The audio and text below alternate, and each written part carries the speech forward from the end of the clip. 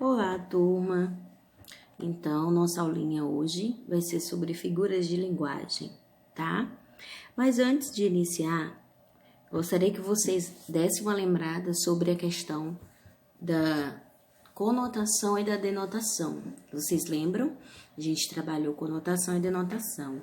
Denotação que seria o quê? Seria o real, seria a linguagem real, né? Que a gente utiliza, a linguagem do dicionário. A linguagem conotativa é a linguagem o que, gente? Figurada, tá? Nós vimos que a língua, ela proporciona uma infinidade de possibilidades comunicativas, vocês viram, né? Principalmente aí na questão da conotação. Então, vocês viram que uma mesma palavra ou expressão, ela pode ter vários significados, tá? E para compreender, a gente é necessário utilizar o nosso conhecimento, aquele conhecimento que a gente tem aí de mundo já, tá? Então, as palavras, elas são dinâmicas, tá? Elas assumem significados muito diversos. Por isso que nem sempre, né, a compreensão dos enunciados se dá, como é que se diz? Ao pé da letra. É necessário, ou seja, denotivamente. Às vezes você precisa compreender e ir muito além.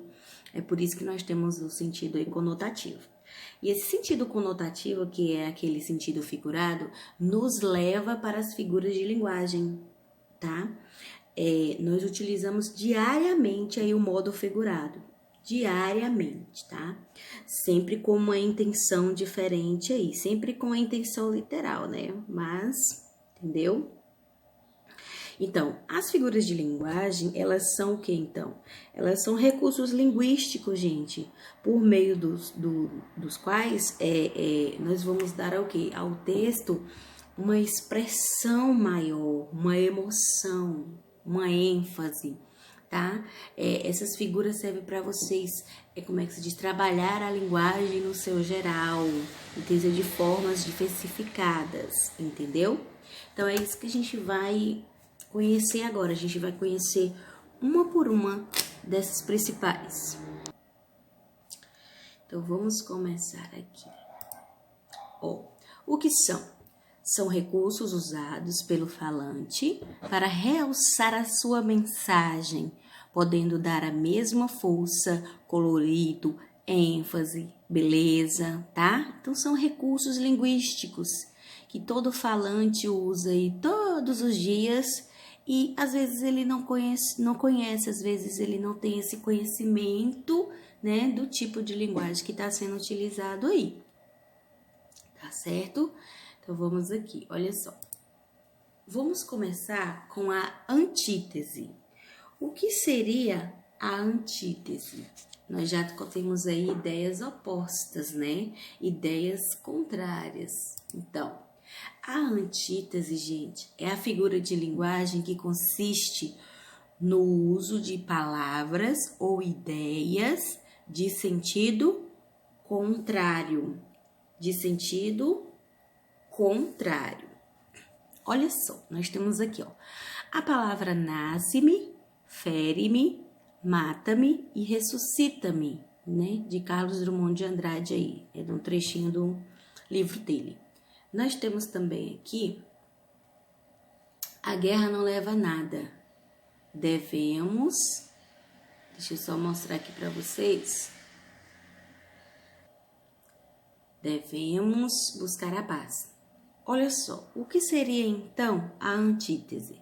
A antítese é aquela figura de linguagem que a gente utiliza muito, muito, muito. São palavras contrárias. O que eu tenho aqui? A palavra nasce-me, fere-me, mata-me, ressuscita-me. Então, eu tenho o contrário de nasce, mata. O contrário de fere, ressuscita. Tá vendo? Então, a antítese, ela é utilizada na ideia do sentido contrário. A guerra não leva a nada. Devemos buscar a paz. Qual é o contrário de guerra, gente? Só pode ser o quê? Só pode ser paz. Entendeu? Então, essa figura de linguagem aí vai utilizar isso.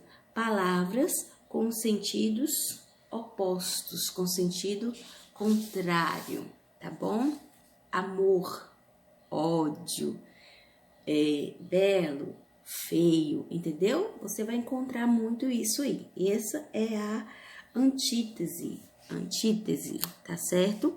Expressa, emprega palavras no sentido oposto, tá bom? Vamos continuar aqui. Nós temos aqui a catacrese. Catacrese, exatamente. Como a gente pode ver, nós temos o quê? Nós temos aí um dente de alho. Todo mundo, né, fala dessa forma. Já ouviu essa forma aí. Então, é o quê, gente?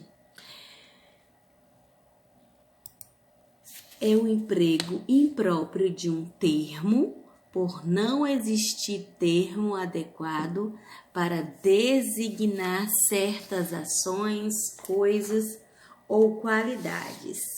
Isso significa, né? Você já deve ter ouvido muito a expressão, isso é uma metáfora, né? Mas metáfora também chega a ser de outra forma.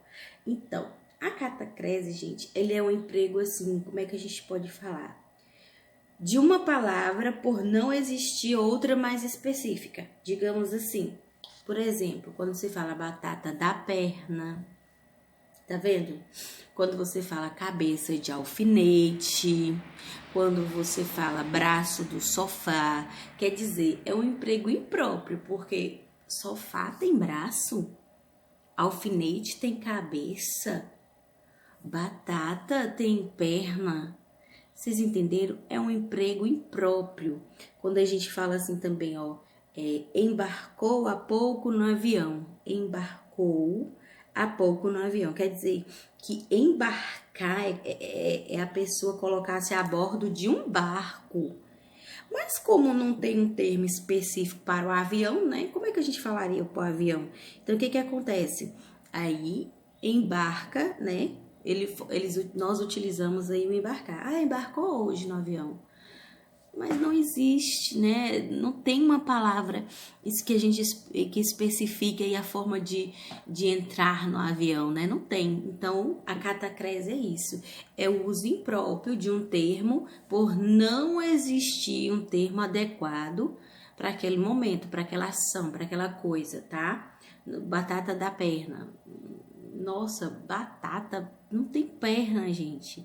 Alfinete não tem cabeça, sofá não tem braço, tá? Então, o que acontece? Acontece uma catacrese, tá bom? Vamos pro próximo. O eufemismo. Gente, o eufemismo é muito bom. Porque o eufemismo a gente utiliza muito, né? Essa questão do eufemismo. Por quê? Porque o eufemismo é uma figura de linguagem que a gente utiliza para, como eu posso dizer, suavizar as notícias. A gente quer suavizar alguma notícia que é ruim, tá? Como eu coloquei aqui um burro aí, não é verdade? Aí eu coloquei o quê? Ele não é muito sábio. Então, às vezes, a gente não quer chamar alguém de burro. Então, você vai suavizar a expressão. O que você vai falar? Ele não é muito sábio, mas na cabeça de outras pessoas, ele já está entendendo que você está chamando a pessoa de quê? De burra, tá? Então, gente, o eufemismo, ele é utilizado para suavizar a expressão. Olha aqui. Consiste no emprego de palavras ou expressões suaves no lugar de expressões rudes, desagradáveis, chocantes. Por exemplo, a pessoa morreu. Você vai chegar lá e falar assim, fulano morreu. Então, você quer suavizar o negócio. Você fala, passou dessa para uma melhor. Né? Ou seja, em vez de você falar que a pessoa morreu. Ou então, você fala assim, não é dado ao trabalho. Para você não dizer que a pessoa é o quê? Preguiçosa, né? Em vez de dizer que a pessoa é preguiçosa, você fala, não a pessoa não gosta muito do trabalho, né? Uma pessoa que não tem o hábito de trabalhar. Ou seja, isso é o eufemismo. É o quê? É o emprego das palavras ou de alguma frase, alguma expressão, de uma forma mais agradável de dar a notícia, digamos assim, entendeu? Aí vai falar que alguém morreu ou é assim, passou desta para uma melhor, ou então a gente fala que entregou a alma a Deus, né? Que está com Jesus. Então, é isso. O eufemismo é isso, tá? Vamos seguir aqui. Outra figura de linguagem é a hipérbole. A hipérbole, gente, nós utilizamos direto, né? Principalmente eu, gente. Por quê? Porque eu sou exagero em pessoa, né? Então, a hipérbole, ela é o exagero, né? É uma expressão que vai indicar o quê? Exagero. Aí eu coloquei um exemplo aí, vive o quê? Vive nadando em dinheiro. Já pensou? Vivermos nadando em dinheiro? Não existe, né, gente? Então, o que eu quero dizer aí? Um exagero, né? Então, a hipérbole consiste no exagero de uma ideia para conseguir maior expressividade para enfatizar alguma situação. A gente gosta de exagerar as coisas, né? Por exemplo, quando a gente fala, ela chorou rios de lágrimas. Tem como uma pessoa, gente, rir rios de lágrimas? Pela misericórdia, não tem, né? Estou morrendo de sede. Não, deixa de exagero, né? Morrendo, não. A pessoa tá com sede, mas aí ela utiliza o quê? O exagero. Mãe, vou morrer, quer me matar de fome? Tô morrendo de fome. Morrendo, não tá morrendo. Se tivesse morrendo, nem condições de falar teria, né? Há séculos que te espero. Mentira. Deve ser uma hora de relógio, uns 30 minutinhos aí. Aí a pessoa usa uma hipérbole, né? Há séculos que te espero. Então, a hipérbole é isso. A hipérbole é o exagero, tá? Para impressionar mesmo quem tá ouvindo, né? Estou morrendo de sede, esperei 1000 anos por você. Meu Deus, o ser humano aí tá vivendo até os seus 70, 80 anos. Como assim a pessoa me esperou 1000 anos? 1000, gente, tá? Então, a hipérbole é o quê? É o exagero, tá bom? Na hora de enfatizar uma situação aí, bota o exagero. Outra figura de linguagem é a metáfora. Essa daqui, de vez em quando aí a gente ouve muito, né? Que é a metáfora, tá certo? Um sentido, a gente usa muito esse sentido figurado aí, principalmente. Quando você fala assim, ela é um anjo. Na verdade, a pessoa não é um anjo, né, gente? Você usou aí uma metáfora, tá? Isso acontece quando a gente vai o quê? Nomear um conceito, certo? Com outro conceito. Na verdade, quando você fala que a pessoa é um anjo, você está dizendo que ela é bondosa, que ela é uma pessoa, né, compreensível. Mas anjo, ela não é não, porque ela tem os defeitos, né? E para ser um anjo tem que ser o quê? Tem que ser perfeito. Então, o que seria aí uma metáfora? Seria o emprego de palavras ou expressões com sentido figurado. O que é o sentido figurado, gente, que a gente já trabalhou? O sentido conotativo, né? Aquele sentido que não é real, tá? É uma espécie de comparação nascida da relação de semelhança ou característica comum entre dois seres ou fatos. Por que você falou que a pessoa parece um anjo? Porque ela tem algumas atitudes, algumas características de uma pessoa bondosa, certo? De uma pessoa que transmite paz, que transmite, né, uma luz. Então, a pessoa fala, ela é um anjo, né, bondosa, sempre solícita. Outra coisa também, quando você fala assim, ele tem músculos de aço. Gente, ninguém tem músculos de aço, né? Isso aí você quis dizer que a pessoa é forte, né? Que a pessoa é robusta, forte. Aquele homem é um leão. Existe, gente? Todo mundo sabe o que é um leão. Mas por que é um leão? Que é bravo, é protetor, é o rei, é o que comanda, entendeu? Ela é uma flor. Tem como a pessoa ser uma flor no seu sentido denotativo, sentido real? Não tem. botou uma flor porque ela deve ser delicada, uma flor ela é delicada, ou seja, a pessoa ela é caracterizada com esses termos porque ela tem algumas características. O que é uma flor? Uma flor, ela é perfumada, ela é frágil, ela é delicada. Então, essas características encaixou numa pessoa. Então, ela é o quê? Ela é uma flor, entendeu, gente? Então, foi utilizado isso aí, tá? Então, a metáfora, ela pode ocorrer na linguagem também não verbal, tá certo? Pode utilizar-se aí uma figura que utiliza uma imagem no seu sentido real, mas a mensagem, ela é o quê? Ela é figurada, tá certo? Então, fique atento aí sobre a metáfora. Então, a metáfora a gente utiliza sempre a gente está utilizando aí a metáfora, tá certo? Principalmente vocês, alunos queridos. Vamos seguir em frente. Qual é o próximo figura de linguagem? A metonímia. O que seria a metonímia? Eu tô vendo aí ele falando aí, ó, ele lendo, e aí tem a expressão, ele gosta de ler Agatha Christie. Como assim ele gosta de ler Agatha Christie? Vocês vão entender agora o que seria a metonímia, tá? A metonímia, gente, é o emprego de uma palavra por outra, baseando-se numa relação constante entre as duas. Como assim, professora? Vamos lá. Gente, é uma transposição de significado, tá? É uma transposição de significados, considerando parte pelo todo. Por exemplo, é um autor da obra. Ao invés de, lá no exemplo que eu coloquei, ele falar que ele leu, que está lendo um livro de Agatha Christie, ele diz que está lendo Agatha Christie, mas a Agatha Christie é o autor, é a autora do livro. Tem como você ler uma pessoa? Não. Mas aí é onde acontece o quê? A troca, né? Essa troca aí do todo pelo autor da obra. Por exemplo, eu tenho aqui, ó, não tinha teto em que se abrigasse. Como assim não tinha teto em que se abrigasse? Mas o teto é o quê? Teto em lugar de casa. Não tinha casa. Então, quer dizer que pegou a palavra casa e trocou por teto. Entendeu? É o emprego de uma palavra por outra, baseando-se numa relação constante entre as duas.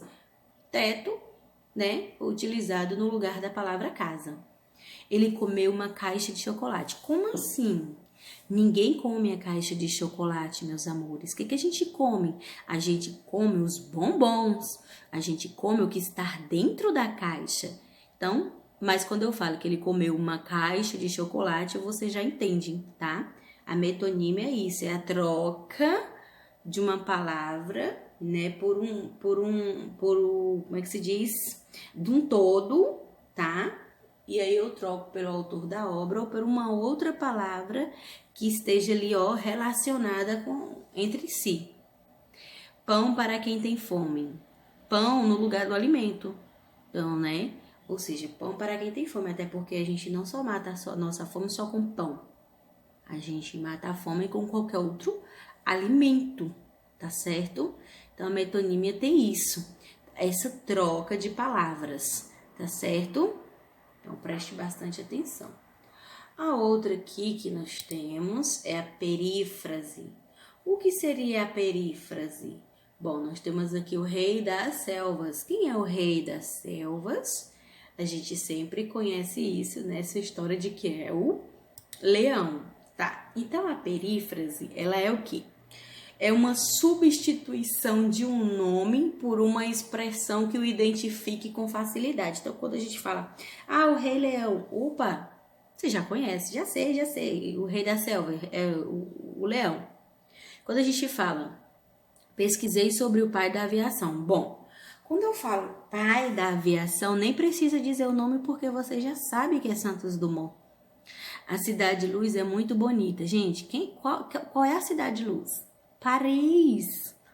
O rei dos animais foi generoso. Quem é o rei dos animais? Me diz aí, acabei de falar, né? O rei das selvas, o leão.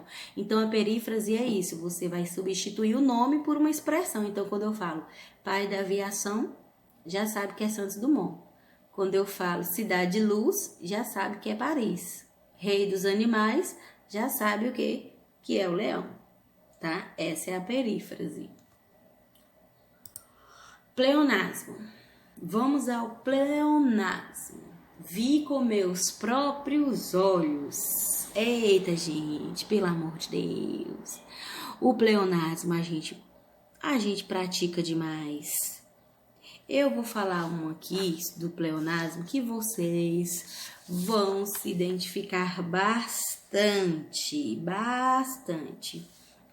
Subir para cima, descer para baixo. Lembraram? Viu agora o que é o pleonasmo, né? Então, vamos descobrir aqui. Gente, o pleonasmo consiste numa redundância cuja finalidade é reforçar a mensagem. Errado. Gramaticalmente, na nossa formalidade, é considerado errado. Mas hoje a gente não pode dizer que é errado. A gente tem que dizer, é uma figura de linguagem, tá, gente? O que você faz? Você repete a palavra com a ideia que já está contida nela mesmo. Quando você fala assim, hemorragia de sangue. Gente, pelo amor de Jesus.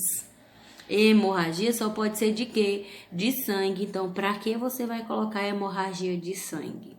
É um pleonasmo. Quando você fala, a mim me parece que está errado. A mim, se você já falou a mim, para que botar o me? Hein? Me diz aí. Para que essa redundância toda? Olha esse exemplo. O pai ordenou que a menina entrasse para dentro imediatamente. Entrar já não é para dentro? Existe entrar para fora, gente? Então, é um pleonasmo, certo? Ela cantou uma canção linda. Como é que é?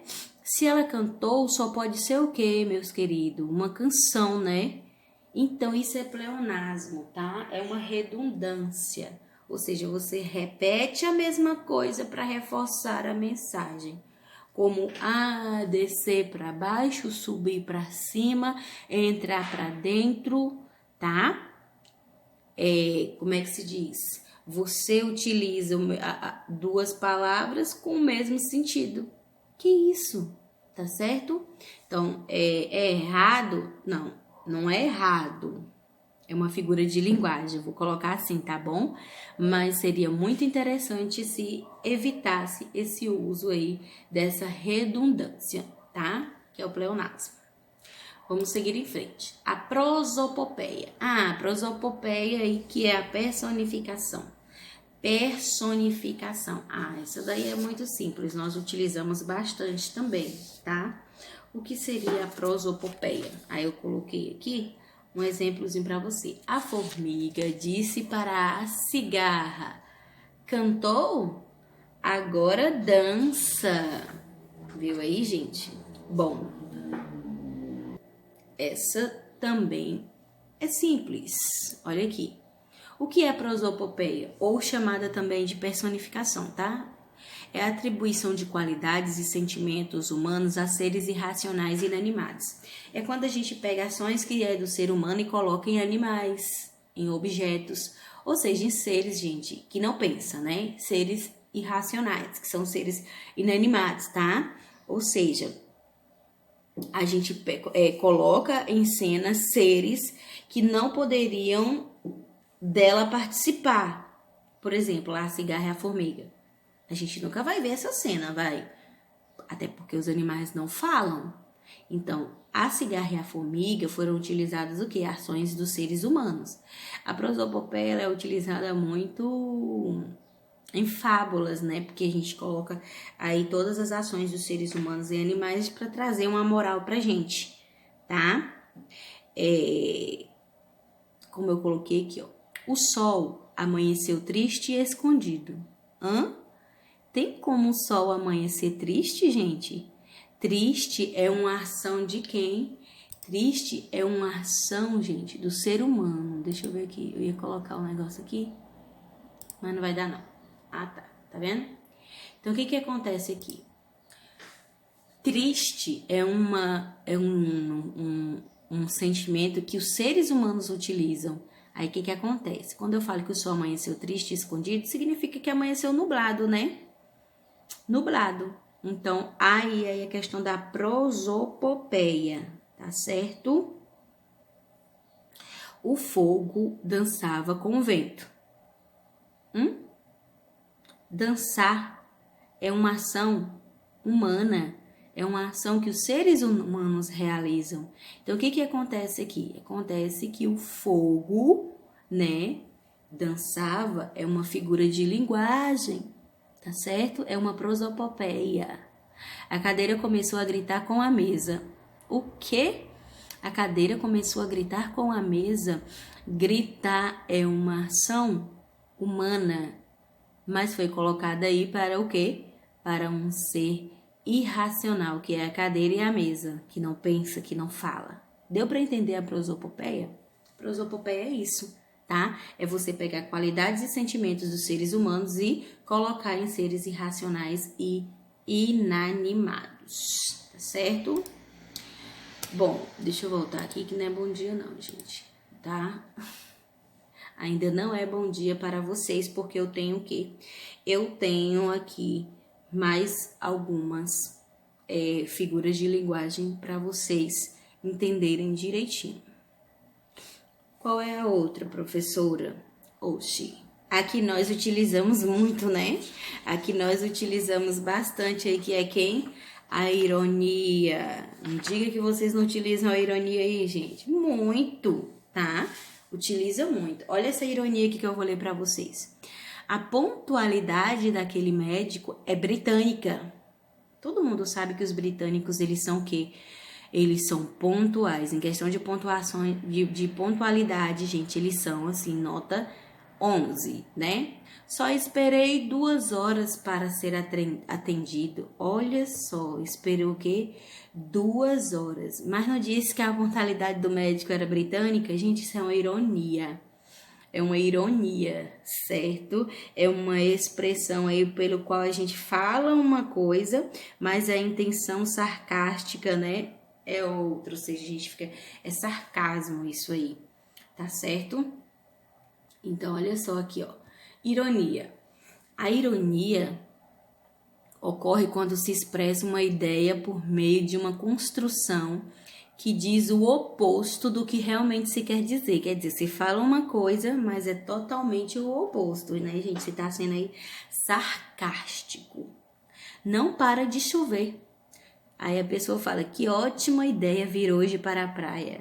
Quer dizer, a pessoa foi o quê? Irônica, porque não foi nada de boa ideia. Por quê? Tá chovendo. Onde já se viu ir pra praia chovendo, gente? Tem que ter sol, né? Aí houve o quê? Uma ironia. Que ótima ideia vir hoje pra praia. Quer dizer, a pessoa falou uma coisa, mas o pensamento dela é totalmente outra, certo? Se eu falar, por exemplo, assim também, aquela mulher é um amor, só que ela é muito que inconveniente, gente. Ele não é esse amor. Então eu falo, nossa, ela é um amor. Só que eu tô falando uma coisa, mas o pensamento é outro. Eu estou sendo o quê? Irônica, tá certo? É igual você fala bem assim. Ela é muito gente boa, mas só que a pessoa é insuportável. A pessoa é muito chata. Então você fala, ela é muito gente boa. Quer dizer, você tá sendo o quê? Sarcástica, você tá usando o sarcasmo, gente. Que é o quê? É o deboche. Vocês vão saber agora, né? É o deboche, tá? Ou seja, você tá zombando de alguém ou de alguma coisa, né? Ou de uma situação, tá certo? A ironia vocês conseguem identificar rapidinho, né? Agora, a gente tem aqui, ó, a elipse.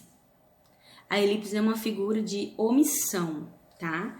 A elipse, ela é a omissão de um termo, gente, na frase. Ela é a emissão de uma palavra. Essa palavra pode ser um pronome, pode ser um verbo, pode ser uma preposição, tá certo? Ou seja, a elipse é aquela frase que ela foi enxugada. Falta uma palavra, falta um termozinho ali. Vou mostrar aqui um exemplo para vocês, ó. A elipse é a omissão de um termo na sentença sem haver prejuízo de sentido. Isso porque o termo omitido fica subentendido pelo contexto. É assim, às vezes a gente fala algumas frases que não precisa nem dizer ela totalmente, né? Porque você já vai entender só de ouvir. Por exemplo, quando eu falo assim, ó, começamos o namoro há um mês. O que faltou aqui nessa frase? Faltou o nós, faltou o pronome nós. Eu poderia ter dito, nós começamos o namoro há um mês. Mas não precisa, porque quando eu coloco começamos o namoro há um mês, você já vai entender, tá? Então, a elipse é isso. É quando tem um termozinho que ele está... ele existe ali, mas ele foi omitido, ele foi tirado. Ó, na sala apenas 2 ou 5 convidados. Quer dizer, quando botou essa vírgula aqui... Tá certo? Subentendeu, ó, quando você botou essa vírgula aqui, subentendeu que tinha uma outra palavra aí, mas aí ela foi tirada, por exemplo. Na sala era para ficar assim, ó, havia apenas 2 ou 5 convidados. Mas quando eu falei na sala apenas 2 ou 5 convidados, você já não entendeu? Tá? Foi isso. Então, na primeira aí houve a omissão do sujeito nós, que está subentendido pela conjugação do verbo, né? Começamos. Então, você já sabe que é nós. Não vou... Eu começamos, não existe. E na outra aí houve a omissão da palavrinha do verbo haver, né? Que é existir. Então, na sala, o quê? Como é que diz? Na sala há apenas 2 ou 5 convidados, né? Ou existem. Pode ser o haver no sentido de existir, dá no mesmo. Então, a elipse tem esse poder aí de você falar a frase incompleta e você entender o que o outro quis dizer, tá? É uma omissão, tá certo? Ela é bem mais simples. Agora, nós temos o anacoluto. Já o anacoluto, gente, é aquela coisa que a gente pode chamar assim de sem noção. Como assim sem noção, professora? Tá lá o termozinho na frase, né? Tá lá o termo, daqui a pouco muda de ação de repente. É uma coisa que não tem nada a ver com o que está escrito. O anacoluto ocorre quando há mudança de construção sintática no meio do enunciado, gerando uma quebra nele e deixando um termo solto, sem exercer função sintática. Olha só essa daqui. Começou bem assim, ó. Umas carabinas, tá? Umas carabinas que guardava atrás do guarda-roupa. De repente, gente, muda o sentido, tá? Deixa eu colocar aqui pra vocês direitinho, pra vocês enxergarem. Aqui. De repente fala assim, ó. A gente brincava com elas, de tão imprestáveis. Gente, o que esse sentido, o que essa frase aqui, ó? Deixa eu mostrar pra vocês aqui. O que essa expressãozinha aqui, a gente brincava com elas, tem a ver com o texto. Aí agora umas carabinas ficou solta aqui, ficou sem sentido. Umas carabinas que guardava atrás do guarda-roupa, a gente brincava com elas, de tão imprestáveis. No enunciado, o narrador fez o quê? Pegou e utilizou essa sentença aí, a gente brincava com elas, né? Aí fazendo referência às carabinas, né? Só que isso fez o quê? Fez com que o termo umas carabinas, que iniciou lá a sentença, ficasse solta do restante do enunciado. Quer dizer, ficou bagunçado, ficou aqui isolada as carabinas. Por quê? Porque as carabinas não casou com esse sentido aqui, com essa expressão, entendeu? Serviu apenas para esclarecer a frase no meio dele, entendeu? Ou seja, essa expressão colocada aí, sintaticamente, não tem nada a ver com o início da frase, tá certo? Um outro exemplo aqui, ó. Aquela atriz, não sei de quem você está falando. Aquela atriz, gente, tem alguma coisa a ver com o que está escrito aqui? Perdeu o sentido, sintaticamente falando, aquela atriz. Aí a gente acha que vai falar alguma coisa, aí vem uma coisa nada a ver. Não sei de quem você está falando. Aquela atriz, parece que você vai falar bem assim. Aquela atriz que fez aquela novela, a fulana de tal, não sei o quê, não sei o quê. Aí de repente você quebra isso. Aquela atriz, não sei de quem você está falando. Como assim você não sabe de quem está falando? Aquela atriz. Se tem lá aquela atriz, então é porque a pessoa já está lembrando, né? Aí coloca, não sei de quem você está falando. Quer dizer que sintaticamente não houve aí uma harmonia, uma conversa entre esses termos, tá? Aí tem assim, eu Parece que estou ficando zonzo. Hã? Eu. Parece que estou ficando zonzo. Como assim você começa com eu? Aí dá a impressão de que você vai falar alguma coisa, né? Aí você bota, parece que estou ficando zonzo. O certo seria o quê? Parece que eu estou ficando zonzo. Você viu que teve aí um encaixe? Você viu que combinou? Parece que eu estou ficando zonzo. Mas aí a pessoa começa, eu, e aí joga, parece que estou ficando zonzo. Não houve aí, sintaticamente falando, né, a harmonia. Então, o anacoluto tem isso, tá? Ou seja, é o rompimento do esquema sintático da frase, tá? É uma quebra disso, tá certo? Vai falar uma coisa, mas de repente fala outra, né? Que nós temos agora? Comparação. Bom, a comparação é muito simples, gente. O nome já está dizendo, vai comparar. É quando estabelece a aproximação entre dois elementos que se identificam, ligados por nexos comparativos explícitos.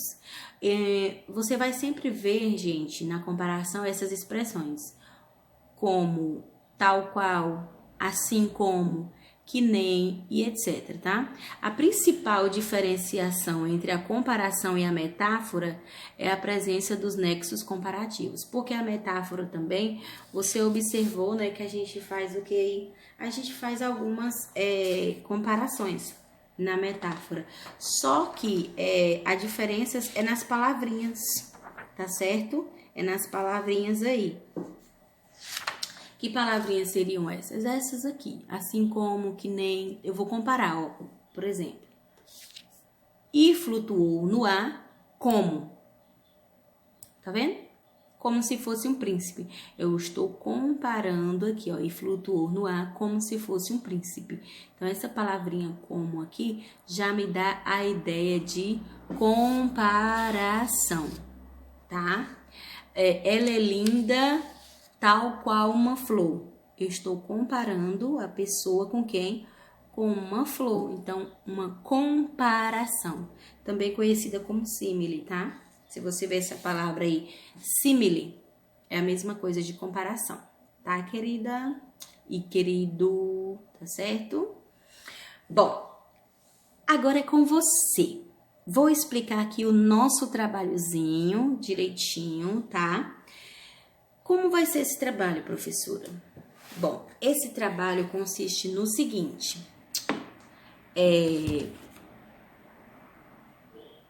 Peraí. Deixa eu ver só um negócio aqui, tá, gente?